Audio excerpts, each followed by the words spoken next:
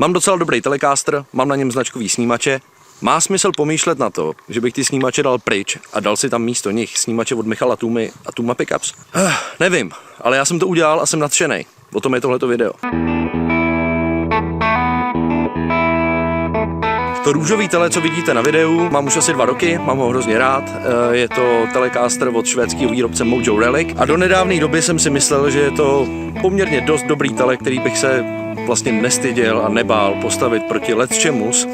Prostě měl jsem o něm docela vysoký mínění. S tím jsem narazil nedávno, když jsme zůstali ve zkušebně s jedním mým kamarádem, kterým jsem dohodil Fender American Standard Telecaster z roku 88, což je samozřejmě jako dobrá kytara, ale já jsem si myslel, že ta moje je taky dobrá, jo. Ten Fender byl osazený broadcaster snímačema právě od Tooma Pickups. Závěr z toho byl takovej, že to moje růžový tele dostalo po zvukové stránce strašně na prdel. Čím to je? Mám blbej Telecaster nebo na něm mám jenom blbý snímače? To člověk nezjistí, dokud tam nedá ty samý snímače, takže to jsem samozřejmě udělal.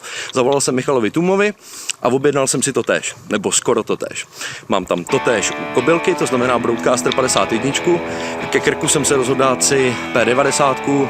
To video jsem natáčel původně hlavně pro sebe, abych si zdokumentoval ten rozdíl a něco jsem si nenalhával do kapsy. Ale ten rozdíl mi potom přišel jako natolik značný, že jsem se rozhodl z toho takhle natočit prostě video i pro veřejnost. To video je natočený v Kolíně, v dílně Wolf Guitars, protože ty snímače mi vyměňoval Ondra Vlk, no, tam bylo potřeba kvůli té P90 ještě malinko frézovat do toho dřeva, takže to bych sám určitě nezvládl, takže Ondro, ještě jednou děkuju, že jsem to tam u tebe mohl takhle spáchat a že jsem si mohl půjčit tvý kombíčko úžasný. Mně přijde super, že tady v Česku máme takhle skvělý výrobce snímačů, který oproti prostě světové produkci mají tu úžasnou vlastnost, že můžu zvednout telefon a kdekoliv jim zavolat, probrat s nima muziku, anebo si nechat třeba poradit, co přesně mi bude fungovat na ten účel, který potřebuju. V tomhletom ohledu a i ve všech jiných ohledech můžu Tooma Pickups jenom doporučit a až třeba budete řešit nějaký zvukový problém se svojí kytarou, zkuste to třeba v Černý Hoře.